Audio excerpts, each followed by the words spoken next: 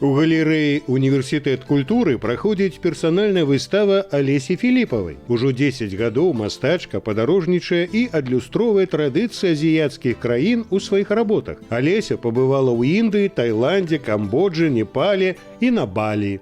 В каждой работе запечатлен, наверное, микс всех впечатлений, которые я получила за время пребывания в этих странах. Здесь ряд смешанных традиций. Есть какие-то древние традиции, которые в каком-то видоизменении присутствуют во всех странах, в том числе и в нашей. Мне удавалось побывать в местах, соприкоснуться именно с представителями этих культур вживую, и мне хотелось через работы показать, что все это все еще существует. На выставе «Без межаў» прадстаўлена некалькі серыйных работ, партрэты, пейзажы, картины на біблейскую і міфалагічную тэматыку. Цыкл «Сны шамана», у які ўваходзяць кампазіцыі паломніцтва, «Сусветная гара», паказвае рэлігійныя традыцыі карэнных жыхароў Азіі. Ёсць і абстрактныя работы, што вылучаюцца яркасцю палітры.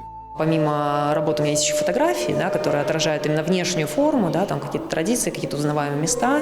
А в этих работах мне хотелось передать именно энергетику этих мест, поэтому они очень яркие. И мне хотелось именно через работу передать самое доброе, самое светлое, самое такое радостное, яркое, что я встречала вот в этих странах. Азіяцкай аўтэнтычнасці на адкрыцці выставы дадавалі музычныя інструменты, тыбецкія спяваючыя чашы, індыйскія флейты. Гасцям таксама прапаноўвалі паспрабаваць травяны чай.